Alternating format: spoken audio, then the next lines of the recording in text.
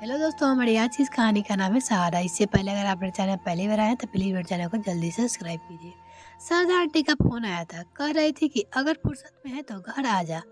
जी बहुत घबरा रहा है। मैंने भी तुरंत कहा बस आधे घंटे में पहुंचती हूँ। फटाफट काम खत्म किया और ऑटो लिया। उस आधे घंटे के सफर में मन बचपन के गलियारों में घुम आया। जब शारदा आंटी, अजय अंकल और उनकी दोनों बिटिया शिखा और शुभ्रा हमारे पड़ोस के घर में ही रहते थे। ऐसा लगता था कि हम एक ही परिवार है। कभी भी कोई भी एक दूसरे के घर आता जाता था। माँ और आंटी बहने की तरह रहते थे और मैं, दीदी, सोनू, सीखो और शुभ्रा भाई बहन की तरह, जैसे हमारे सुख दुख साझा थे। खून का रिश्ता ना होते हुए अंकल और आंटी बिल्कुल मेन वर्ड्स की अदा रखते थे। माँ पापा के बीच तो फिर भी मीठी झोंक हो ही जा चलती थी, लेकिन हमने कभी आंटी और अंकल के लड़ते क्यों ऊंचा आवाज में बात करते भी नहीं सुना। साथ साथ बड़े हुए, हम सब बच्चे की शादी हो गई और अंकल और पापा रिटायर हो गए। पापा तो उसी शहर में सेटल हो गए, लेकिन अंकल मेरे शहर आ गए कि उनके ज्यादा रिश्तेदार यहीं रहते थे। मैं बहुत खुश हो गई। लगा जैसे मेरा मायका यहाँ आ गया है। शिखा ऑस्ट्रेलिया में सेटल होती, लेकिन शुभ्रा की शादीशुदा जिंदगी कुछ ठीक नहीं चल रही थी। बहुत कोशिश की सबने, लेकिन सब कुछ ठीक हो जाए, लेकिन सारी कोशिश नाकाम रही। आखिर शुभ्रा का तलाक हो गया। इस सदमे से उभरे ही नहीं थे कि एक और बड़ा वज्रपात हुआ। आंटी को कैंसर रेक्सर हुआ कि सेकेंड स्टेज। अंकल ने अपना सब कुछ लगा दिया आंटी के इलाज में। गांव की जमीन बेच दी, सारी सेविंग लगा दी, महंगे से महंगे इलाज करवाया, लेकिन कोई फायदा नहीं हो रहा था। आंटी दिन ब दिन कमजोर हो रही थी और अंकल टूट रहे थे। शिखा भी आकर देखे जा रही थी और शुभ्रा ने घर और ऑफिस दोनों संभाला हुआ था। इस मुश्किल की घड़ी में रिश्तेदार ने मदद को फोन नहीं आते थे।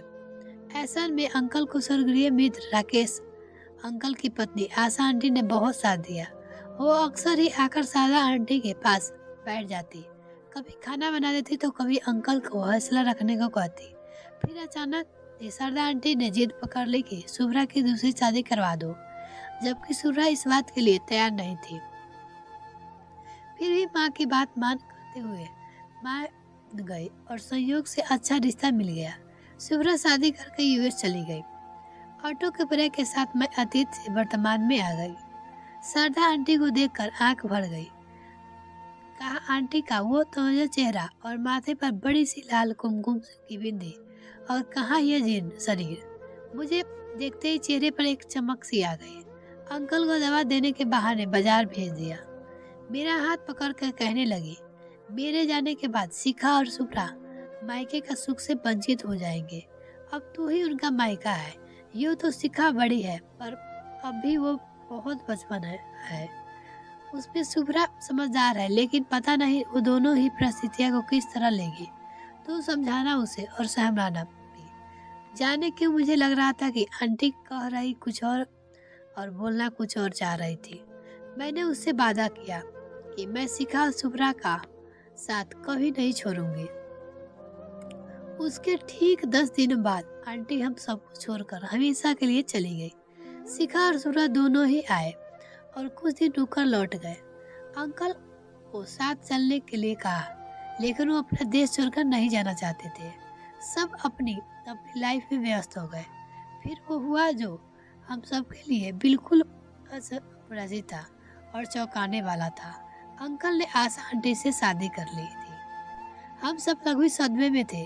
शिखा और शुभ्रा आए और बहुत बड़ा हंगामा हुआ।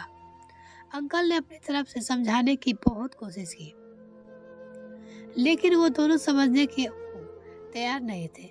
मैंने भी कोशिश की समझने की, लेकिन वो दोनों सुनने के तैयार ही नहीं थे। उन दोनों को अंकल के रिश्ते पूरी तरह से खत्म कर दिए। सच कहूँ मैं तो खुद भी नहीं समझ पाई आखिर सही कौन है और कौन गलत है। शिखा और शुभ्रा का अपनी माँ की जगह किसी और को ना देने का फैसला, या अंकल की सारी उम्र अपनी पत्नी का पूरी शिद्दत के साथ निभाने के बाद उनके जाने के बाद उनकी जगह किसी और को देने का फैसला। क्या शारदा आंटी जानती थी कि अंकल उनके जाने के बाद आशा आंटी से शादी कर लेंगे या फिर उनकी आखिरी इच्छा थी। इन सबसे ऊपर क्या दो इंसान जो अंदर से टूटे हुए हैं, उसका एक दूसरे का सहारा बनना गलत है। आप हमें कमेंट करके जरूर बताइएगा। मिलते हैं नेक्स्ट में फ्रेंड, तब तक के लिए bye. Thanks for watching this video.